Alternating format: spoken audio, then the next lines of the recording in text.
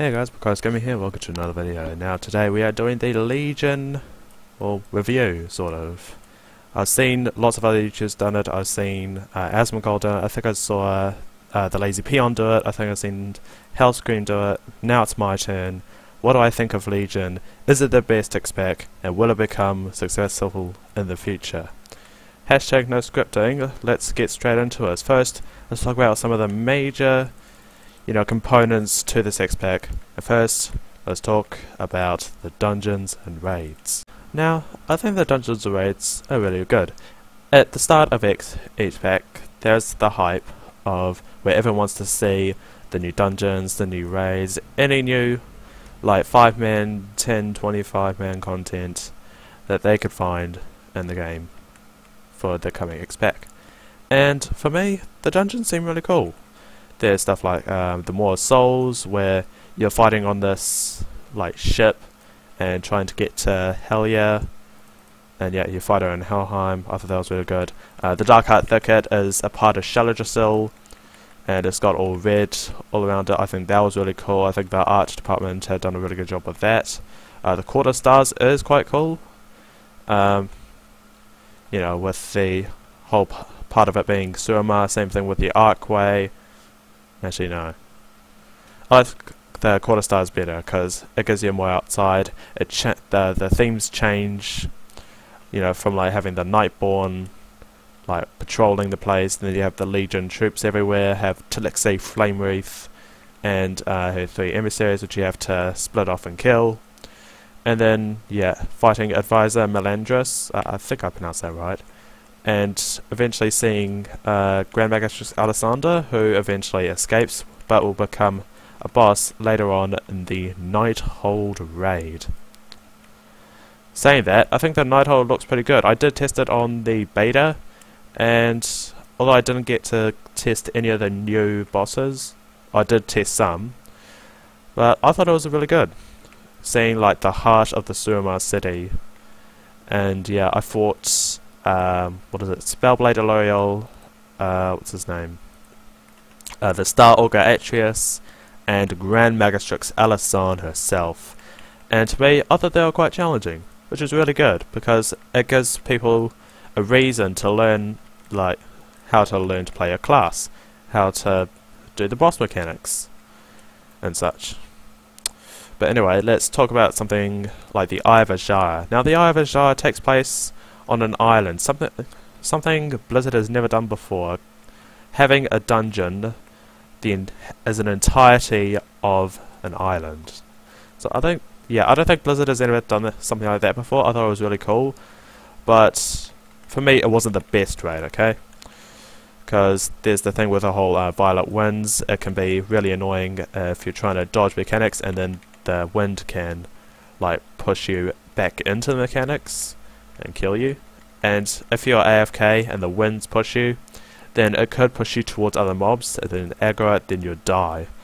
And to be honest, dying in Eye of Azshara is a pretty big punishment, because it takes you right from the start, and you have to go around the center, because it's blocked off with conjurers, which will pretty much kill you if you get near them. But anyway, saying that, let's talk about the Vault, not Vault of the Wardens, the Violet Hold. Now, when I thought the Violet Hold was making a return, I thought it was going to be the same strat, and it was, but to be honest, it's not the best. Because, yeah, you just fight a whole bunch of waves, and then someone comes in and, frees a prisoner one by one until they've freed 3 prisoners.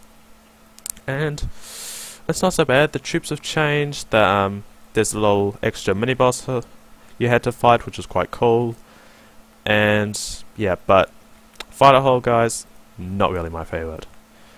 Now let's talk about the Vault of the Wardens.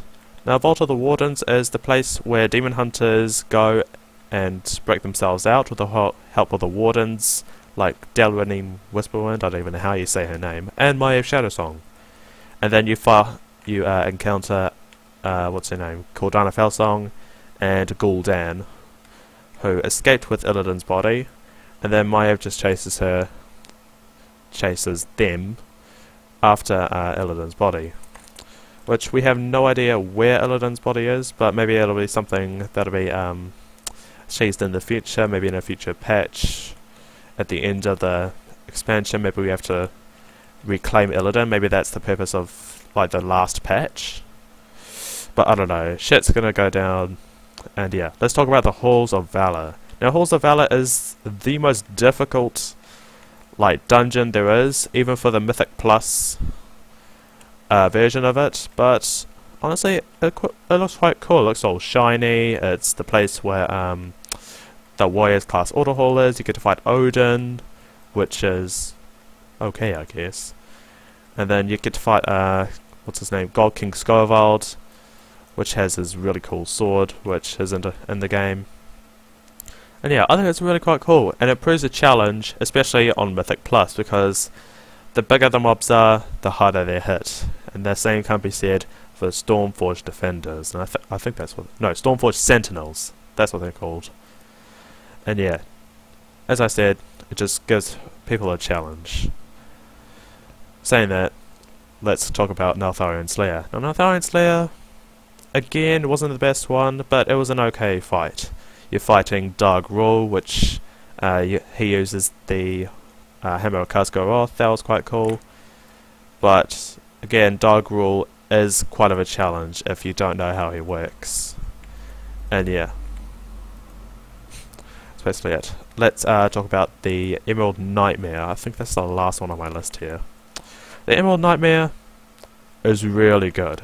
You start off at the base of Shaladrasil, you fight the trash obviously, and then you awaken Nithindra, the guardian of Shaladrasil, in a little bug form, which was quite cool. A bit creepy, but cool. And then you can like split off into 4 different directions. You can face Il'gynoth, the Heart of Corruption, what's his name?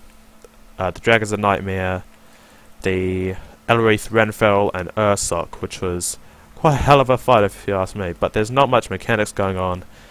But yeah, it just again just proves the challenge for when you're on farm for these encounters.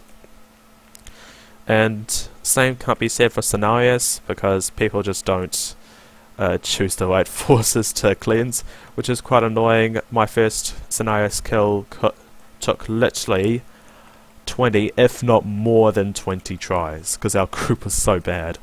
And then Xavius, the room Xavius is in, the Rift of Oln, it's not really that good, but his fight is not so bad. You know, you have these shadowy abominations in the background, just waiting for them to slam the ground, and it looked awesome, especially Xavius's new model as well.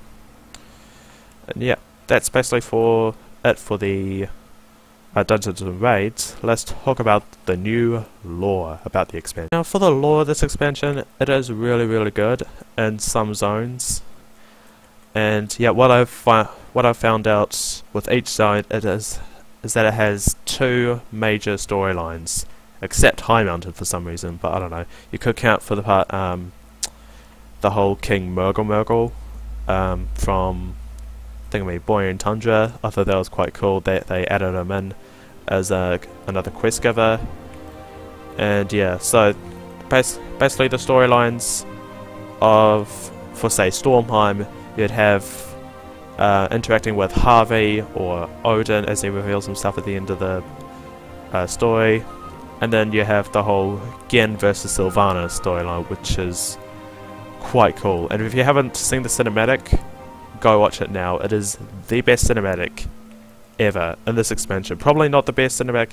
Actually, yeah, it's probably the best cinematic ever. And then for what's it called? Val'sharah, you have the whole nightmare. You know, Xavius claiming the Tears of Elune, putting it into the Ysera, corrupting Ysera, forming her into this whole abomination thing. It looked fucking amazing. And then you have Lord Ravencrest and the story of Blackroot Hold. Now, the fighting through Blackroot Hold is quite fun, and the dungeon itself was amazing. Blizzard did a really good job with Blackroot Hold. And yeah, so same with the storyline for Val'sharah. Let's move on to Azsuna.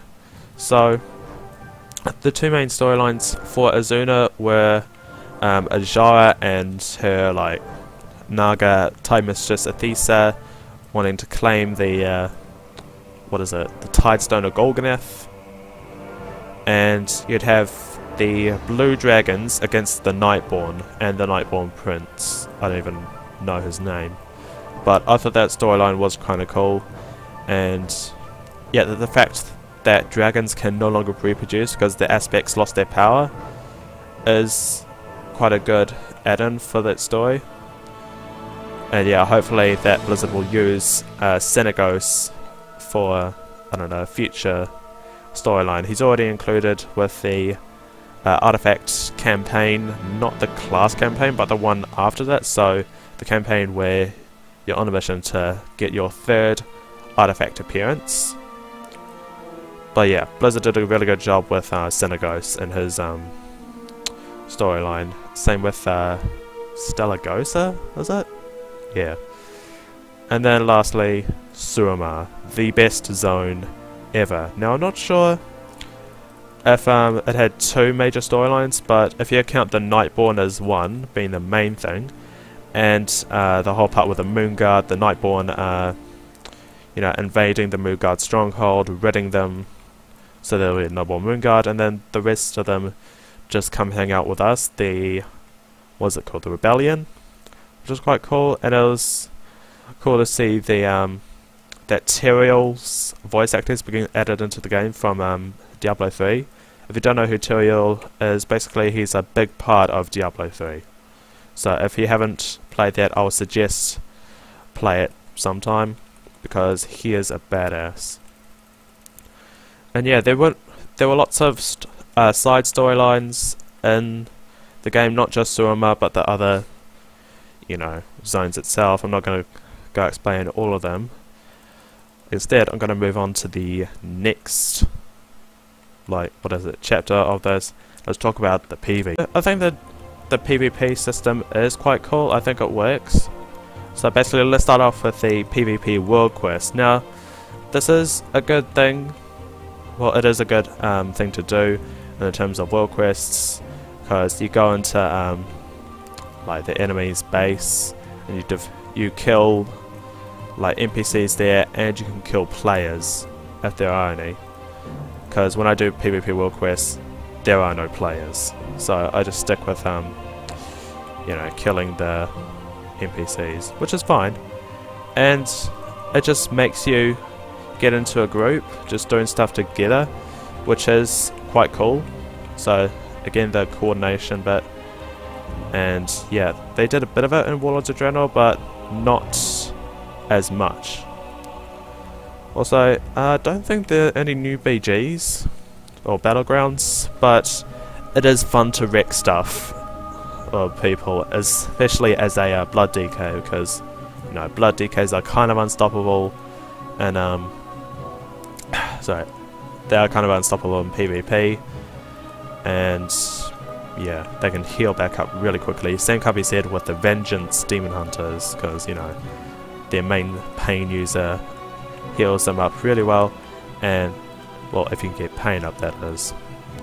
But there have been some new arenas which looked quite cool. We have Ashmane's Fall, the Black Rook arena, where that's the same place where you take part in the Illidan Zera quest chain, where you fight that big infernal, use a collapsing star to bring it down. I thought that was quite cool that they added it in there. And well, yeah, I can't even think of any more arenas, but I think it's quite cool. Now let's talk about the new what is it called? Honor Talent system. Now I think the Honor Talent system is really good. It makes up for the fact that there is no like what do you call it? Talents at like 102, 104, 106, kind of like the Demon Hunters. But yeah, I think that they've given these abilities back, the ones that were taken out, like Dark Simulacrum, I don't even know how you say it, for Blood DKs, where you put it on a target, well, the next cast they do, you can now reflect it back onto the onto any target. And yeah, also yeah, the abilities help you greatly when in PvP, but you can only do it while fighting in a fighting PvP. But yeah, and the new honor system. Yeah, the new honor system is quite cool, where you kill something, or you kill an NPC of the opposing faction, and it gives you these honor points, sort of. I don't know, and it fills up your bar, which was quite cool. Gives you something to do rather than the artifact power grinds. And yeah, saying that, let's talk about the artifact power system. Now, I like the artifact weapons. I think they look really cool, and the questline themselves is quite fun, but the problem is the mobs hit too fucking hard. Like, it is impossible. Like, for instance, the marksmanship hunter. Yeah, the mobs hit they're hit like a truck. Same thing with what is it? Blood DKs, I think. Yeah, the mobs just hit too hard. And same can be said for some other ones, like Havoc Demon Hunter. But yeah, I'm guessing that needed to be nerfed, but at the same thing I didn't think so, because I don't know, I think Blizzard wanted to make them challenging, make them use their mitigations if you're a tank, and yeah, I thought they were quite cool. I think the questline's worth it, and yeah, I like the new appearances they can customize your artifact weapon with. I like the new reskins. I think it helps with the sort of transmog system. So you have, say if I have a Demon Hunter and it's all purple gear, and you change it to these the purple reskin of the first, what do you call it, first appearance, and that would really fit. Same can be said with say Fury Warriors, for example. If they have something all yellow, they can do the second appearance, which is quite cool. And that said, let's talk about the artifact power system. Now, you get artifact power from basically anything. It's a random drop off of mobs. You can get it from the Mythic Plus system, or Mythic Plus dungeon chests at the end. And yeah, it's quite cool, but some people say it's too grindy, which I don't think it is. It gives people something to do. It gives people a reason to do dungeons. It gives people a reason to do like world quests. It gives people a reason to do raids, because when you kill a raid boss at any difficulty, excluding world bosses, it gives you a bit of artifact power. And the artifact notes, I don't even know what it's called, helps you gain them. So how it works is you put a work order to get some artifact research notes. I don't even know what they're called, and you use them, and they basically increase the amount of artifact power you can get.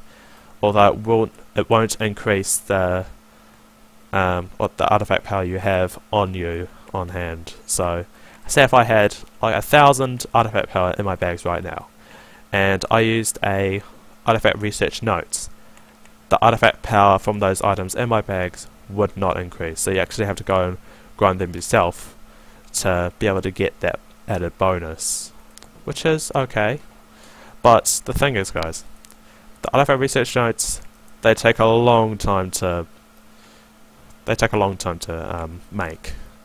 I think it was 5 days if you're like so far ahead, because I got my first level 110 within 2-3 days of launch, and yet my first artifact research notes took 5 days. But I quite like the catch-up mechanic as well. So other people who joined in late, for example, and they want their artifact research notes as soon as possible, it'll take less days for them. So say if I was late, I joined about 10 days after Legion's launch. As soon as I hit 110, the work order for it will probably be, I don't know, 2 days, which is quite good, because, you know, it kills the frustration that you have to wait so long. But all in all, doesn't really matter for me. Now let's talk about the major, well, spec changes and stuff, and the talent. Each X-Pack, there is probably going to be some change or something added to the class and spec system. So for this one, it was the new Demon Hunter with the 2 new specs and the new talent changes, which are so confusing because I just liked it as a Blood DK, for example. Back then you'd have talents that are good and then make you unstoppable. Now Blood DKs are not unstoppable, and same can be said with the other classes or specs that have been changed, like the Discipline Priest. It's just so hard to play. I'm sorry for you guys that are experts at Discipline Priest, but it's just so hard. My raid leader says that playing Discipline is a bit hard, but once you like, you know, learn how to play it, it won't be so hard. There's the thing with the Survival Hunter being a melee class now, which is pretty good. It's about time we had a new melee class or spec added into the game. And Outlaw Rogues. Oh man, do I love Outlaw Rogues now. They do so much damage other than Subtlety and Assassination. And it is so fun to play. And yeah, the Outlaw Rogue actually has a decent looking artifact weapon. The Assassination and Subtlety don't look that good. They just look like small ass daggers that glow with whatever colour. But all in all, I don't care. I can deal with it, but Blizzard, if you change them any further, then shit's gonna go down. Now, let us talk about the new Demon Hunter. I'm gonna be honest, Demon Hunters are fun. I love Havoc, play Havoc right now, and yeah, they're just amazing. They're what do you call it? Combat animations look really cool, and they have good lore around them. So, actually no, I'm not gonna not gonna explain lore about the Demon Hunters, but there is a video explaining how the Demon Hunters became Demon Hunters. I'll have a link to that video in the description. And yeah, I just love that the fact that they have glaives, and the fact that you could be a night elf, like a night elf Demon Hunter. You could be like Illidan, because back in 7.0.3 when Demon Hunters were released, just before Legion release, you could have names that's related to Illidan, like Illidan, not Illidan, Illidan Harambe, which was quite funny. I'm sorry, that's bad joke, but it's true. People out there have done that, and it's not really funny. It's not funny, but I don't know. Demon Hunters themselves, in terms of gameplay, they're really good, especially Vengeance Demon Hunters, because they have that massive self-heal, and yeah, they're just basically unstoppable in you know, PvP, because I was in the Underbelly sewers, and I was unfortunate enough to cross a Vengeance Demon Hunter, and yeah, he just wiped me out at 100% health, which is kind of frustrating, but it just gives you a reason to play that class, play that spec, whatever. And yeah, that's basically it for the Demon Hunters. Now let us talk about the leveling in zones, or the leveling process. Now I think the leveling does take a bit long, but to be honest, I don't even care. But if you're going to do it on like every single toon, like for me for example, I've got 12 toons, but they're not all 110. I've only got 3 at level 110, but it just basically depends on like how geared your character is at level 100, and how well their DPS is. Because if you're playing something like a fire mage, or any type of mage, because they have no self heals whatsoever, and it might be difficult for them to level up because everything is just really wrecking them.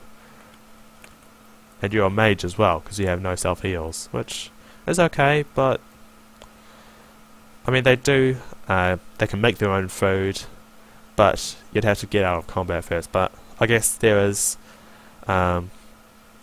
you can get potions beforehand, and yeah, the professions are really good. Saying that, let's talk about the professions.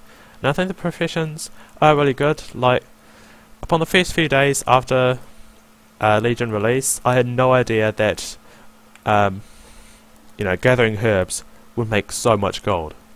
Seriously, one herb would be like 100 gold on the first few days. That was ridiculous. And something for like mining, it's probably like 50 gold for one piece, like one piece of fell slate, and probably 30 gold for a piece of laystone. But yeah, that does give gold making a bit of an easier thing to do now. But yeah, yeah, I like the new thing that Blizzard have added, so it shows all the recipes that you have learned and haven't learned, and the location of where you can get them. But yeah, that's basically it for professions. I'm pretty sure I forgot something else. And let's move on to the order halls. The order halls in this expansion, they look so flipping cool, especially for something like warriors, what do you call it, warlocks, because them having their own like place in the Twisting Nether. Not really, but still, matter that you're in a floating rock in the middle of space. And the Halls of Valor, it's kind of like Skyhold, where it's just a big fortress in the sky. And you'd have Odin there, which is the last boss for Halls of Valor, and he's going to be the he's going to be the first boss, so for the new raid, the Trial of Valor, I think that's what it's called. And yeah, but basically some of the other order halls look quite cool, like the Paladins, the fact that it's below Lights Out Chapel, the priest that's on the ship, I think, like a Draenei ship, kind of like the at the Alcatraz, the Botanica, and the Mechana, which were BC dungeons back then. I think it's a ship, I have no idea. But for someone like the Death Knights with their Acaris, that has always been their like place to go, let's call it, because I don't know what else to call it. And same with monks, because they've had what, the Peak of Serenity, and now they have to go back to what is it called? Say Shinzen-su, let's call it. And it's not, it is original, but it's not new. That's the problem with some of these order halls. I was about to say order hall resources. But let's move on to the what do you call it? The order hall campaigns. And I think the order hall campaigns are really cool, but they take really long. So on the beta, I tested the warrior campaign, and I just had like 2-day missions that I had to do, which was kind of annoying. But then there's stuff like you know, gather these things, complete 30 world quests, which is okay, and it was tolerable. And I kind of like those world quests, or quests even. But yeah, I just love the story that they put into these order halls. Like the Death Knights try and reclaim their, build up their 4 horsemen, you know, I'm not going to say their names. But yeah, and for Paladins trying to catch Balnazar, since he has been an enemy to the Paladins way back when, since he took control of the Scarlet Crusade. And what else? For the warriors, trying to hunt down Hellier and help the Guardians of Ulduar. I'm not going to say what happens, but Iron Wizard has done a really good job with these order hall campaigns. I've yet to do them all. I'm currently in the process of doing the Hunter order hall campaign, stuff with Hakar the Houndmaster, which has made a return, which is amazing. And yeah, stuff like that. It's just really cool. Now, back to the main question. Is Legion my favourite expect so far? Yes, of course. Is it going to be good in the future? If they keep up what they're doing, then yes, it probably will. And do I like it? Yes, obviously. Who wouldn't like it? So I reckon this is a game that is worth playing. Anyway guys, thank you guys for watching, or listening to my, what I think of Legion. And yeah, basically, yeah, I did this a few days beforehand, and yeah, as I said at the beginning, 0% scripting, so I must have said, and then lost my place a couple times, but I just had to get it out there because it's been so late, because we're what, almost 1.5 months of Legion. So yeah, thank you guys for watching, and